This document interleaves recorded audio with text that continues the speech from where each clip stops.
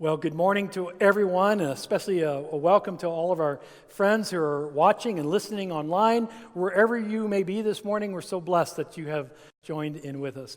Last week, we heard this extraordinary story about a young person who took it upon himself to go to his parents and ask for the inheritance.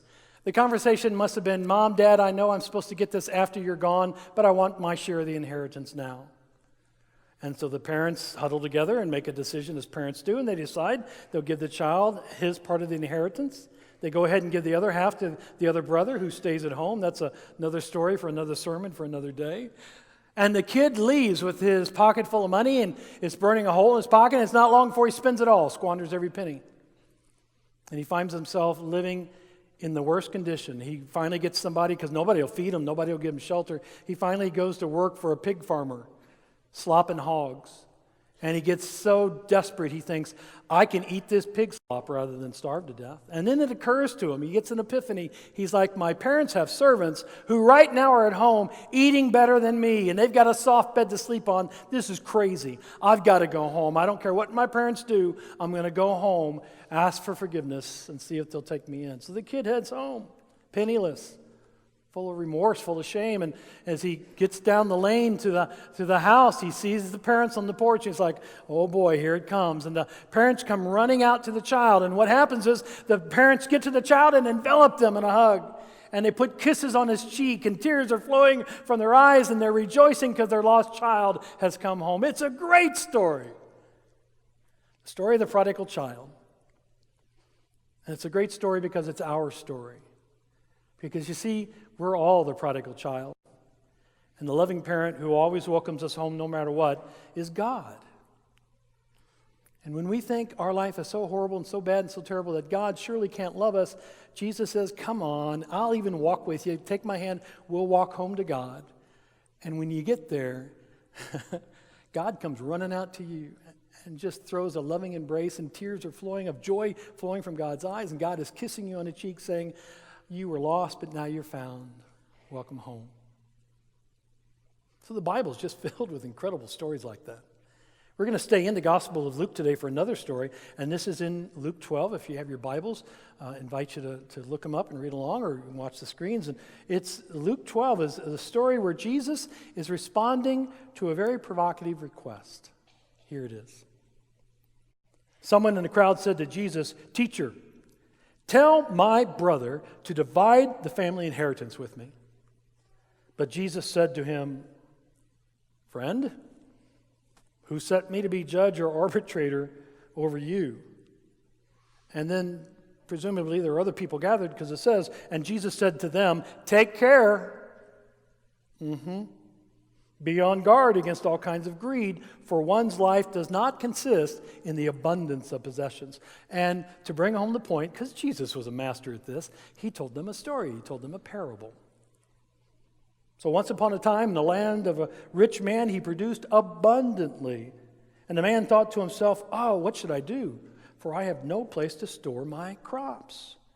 And he said to himself, I'll do this. I will pull down my perfectly good barns, and I will build larger ones. And there I will store all my grain and my goods, and I'll even say to my soul, Soul, it is good for you to be happy. You have ample goods laid up for many, many years, so relax. Eat, drink, and be merry. But God said to the man, "You fool, this very night your life is being demanded of you." In other words, it was his last night on earth. "And the things that you have prepared, whose will they be?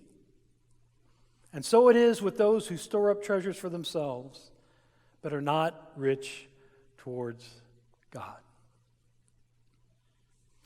Throughout my life, I've told the story of the night of the big fire. Of when I was 5 years old, our family house caught fire and burned down to the ground. I still have very vivid images of that black smoke just pouring out of the front of the windows, that acrid smell of things burning, of firefighters trying to work as fast as they could to lay down lines to get water on the inferno. And somewhere deep within the bowels of the house came that disquieting sound of shattering glass, The groaning of creaking lumber as slowly the house began to surrender to the blaze. Hot embers were floating out of the windows and into the dark night, and in the distance was the constant drone of fire sirens as more and more trucks arrived. And here I was, just 5 years old, watching my home burn to the ground. And eventually, in the darkness, as the smoke began to clear, it was evident that all of our possessions were gone. I mean, everything was gone. It was a terrible night for my family. And even as a 5-year-old, I knew I could equate that something was terribly wrong that night. You're not supposed to have your house burned down. You're not supposed to lose all your stuff just like that. And along with all the loss of our possessions, I have to assume and imagine that my parents were at a loss as to what to do next. As I was preparing the sermon, it occurred to me, I wonder if the passage from Ecclesiastes, that's a book in the Bible, if the passage from Ecclesiastes would have resonated with them at that very moment, where these words reveal, I considered all that my hands had done and the toil I had spent in doing it, and it was all like vanity, like chasing wind. One thing that we learn from disasters, and some of us have either lived through disasters or we've seen them in the 21st century on television or newspapers. One thing that we all learn from disasters is that everything in life is temporary. Everything has come from dust, and one day, including our mortal coils, our bodies, dust we shall return. It's inevitable. It's part of life. We are all stardust. Everything returns to dust. And knowing this helps us to understand what Jesus was saying. And frankly, that's why we can say with Jesus, my life does not consist of the abundance of possessions. And yet, all around us in North America, the culture and society is shouting out, oh, that's not true. That's not true. And we listen to that voice, and so we become conflicted. We're conflicted between culture and Christ. One demands one way and another shows us a path to another. And we understand Jesus' words. They're pretty simple. And yet we still devote our time and our talents and our treasures to acquiring more stuff. We say that our lives do not consist in the abundance of possessions, and yet we still live like they do. Me included. Mea culpa. We're all guilty. I mean, think about it this way. How many of us dream of bigger barns, right? Perfectly good barn. Let's tear it down and build a bigger barn, a bigger house, a bigger place to store our harvest, our treasures, our stuff. Now, you may not be that way in your life right now. Some of you older folks may think, I'm happy with what I have. But there was a time in your life, right? Let's be honest. If you're really young and you're going, I'm not sure what the preacher's talking about, there will be a time in your life where you're just going to want stuff. And when your stuff is crammed in there, you're going to think, I need a bigger place to put my stuff. So you get a bigger place and you go, oh, now there's more room. I'll go get more stuff. And so your life is this endless cycle, right? Living this way can make our lives a little bit hectic, a little bit uneasy, to say the least. Restless is a good word. Our lives are restless.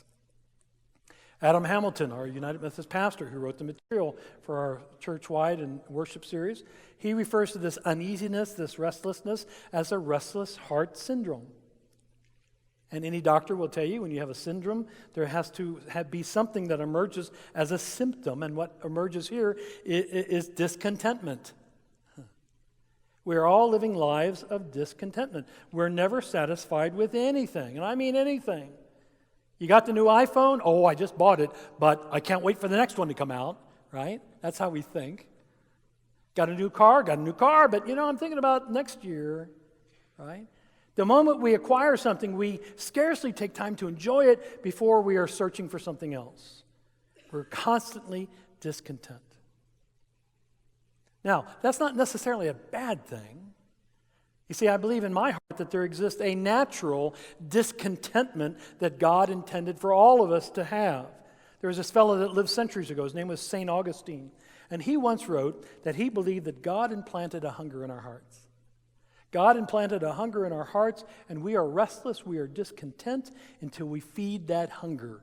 And we feed it by seeking God out, by being in relationship with God. The challenges come, my friends, when the things that we should be content with are the very things that we find ourselves hopelessly discontented with.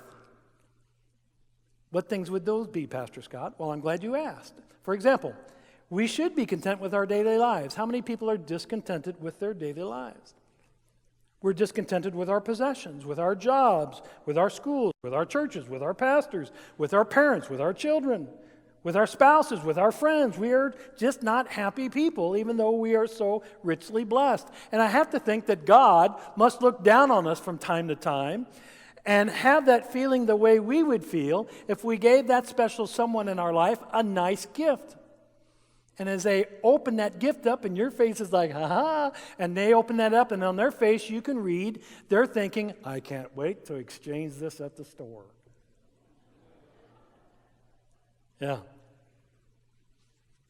So I have to wonder if it's sort of like saying to God, you know, God, I don't really like what you've given me. I don't really like what you've blessed me with. I want to trade it in for something better. I'd rather have door number 2. Right? Or I'll take the curtain where Caramel will stand. Or let me spin the wheel again. That's how we are. We are constantly discontented in life. And so Adam Hamilton has offered a couple of suggestions to discover contentment in our lives, because we really, all of us need to develop this. And so the first one that he offers is realize things could be worse. Things could be worse, no matter what happens in your life. Your house burns to the ground, you lose everything, it could be worse. We all got out alive. We all got out alive, right? There's an author and pastor, his name is John Ortberg, and he believes that we ought to repeat those 4 words, it could be worse, every time we encounter anything or anyone that we're discontented with in life. It could be worse. And it's essentially having that old practice of looking on the bright side of life, right? A lot of us heard that as kids. Or finding the silver lining in the clouds. Another good piece of advice is to consider to yourself, how long will this make me happy? You know, do we get that thing and then we find that as soon as we take it out of the box, we are like, okay, and toss it aside and we're ready for something new. So think about, how long will this thing, whatever that thing is in your life, how long will it make me happy? And I love this next one. He offers, develop a grateful heart. And you know, that really is a discipline. We have to practice developing a grateful heart. Sometimes I think it's fairly easy to have an ungrateful heart. All of us know somebody in life that seems to just whine and bemoan everything, and you're thinking, they don't realize how good they have it? That's because they have not developed a grateful heart. And so developing a grateful heart is essential if we're going to be content in life. There's this fellow in the Bible, he never knew Jesus. He came along after Jesus. His name was Paul, the Apostle Paul. And in a letter that he wrote to the it's called 1 Thessalonians. You can find it in your Bible. In chapter 5, he wrote these words, we are to give thanks in all circumstances in life. The Apostle Paul said, we're to give thanks in all circumstances. Now, the author, the Apostle Paul, spent a lot of his life writing letters from prison. And yet he can say, give thanks in all circumstances. You see, a grateful heart recognizes that all of life and everything in it is a gift. It's a gift from God. And contentment comes when we spend more time giving thanks for what we have than thinking about and bemoaning what we don't have or what's wrong or missing in our lives. Great advice. Develop a grateful heart. And then last, we can ask ourselves, where does my soul find true satisfaction? Where does my soul find satisfaction?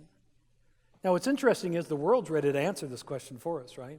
Turn on your television or look at any ad of any kind. The world will say, you want satisfaction in your life? You'll find that through ease and luxury and comfort and money. The Bible, however, tells a very different story. The Bible answers this question so very differently. From Genesis to Revelation, it tells us that we find our satisfaction in God alone.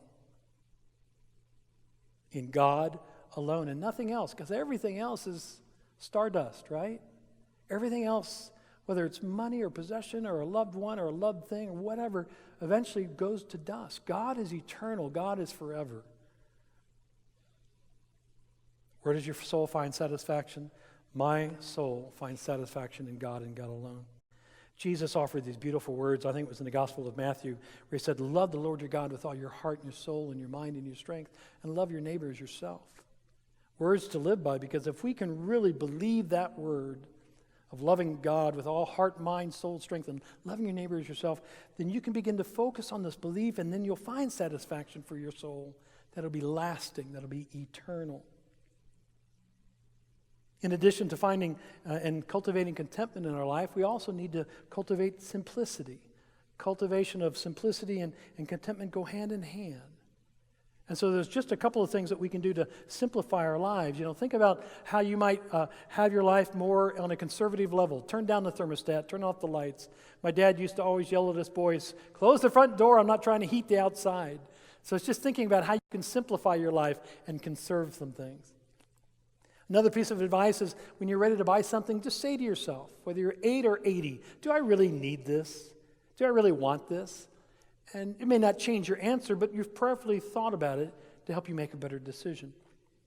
And then finally, I really love this question. Perhaps the best advice we can give ourselves is to practice self-control with our God-limited resources by asking ourselves this question. This thing that I'm about to do, whether it's making a purchase or spending money or going to invest something or get into a new relationship or take a new job or leave a person that is not good for my, whatever it is, we can ask this question, will what I'm about to do honor God? Great question. And then you pray about that. Will what I'm about to do or what I desire to do honor God, or will it really honor me? Will it edify and lift up Christ, or will it edify me? If I get this thing, will I look better to my neighbors? And is that what it's all about? Well, no, your neighbors are going to be stardust one day. God's eternal. Will it please God? Will it edify God? Will it honor God? Because you see, choosing contentment means that we look to God as our source, nothing earthly, but always God. And I would encourage us to give thanks to God for what we have. Every day, just say, God, it's snowing and it's 10 feet out there, but at least I'm breathing sacred breath, air that you have given me. My kids are all rotten to the core, but at least you gave me a nice husband or wife.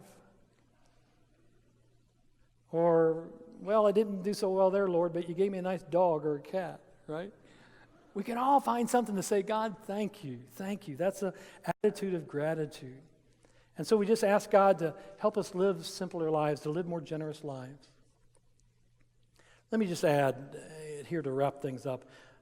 When our home burned to the ground and there was nothing left, what was remarkable that in the subsequent hours and the days ahead, how many people came out and poured out generous hearts toward my family.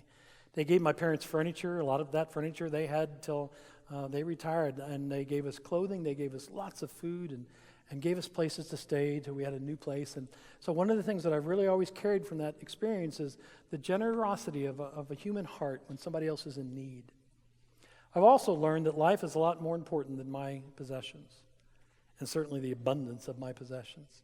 Remember what we heard from Luke's gospel this morning, for one's life does not consist in the abundance of possessions.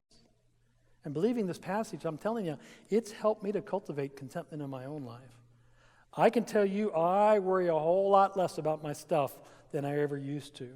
And I realize what's really important in my life, something that isn't eventually stardust, it's eternal, and that's my relationship with Jesus Christ.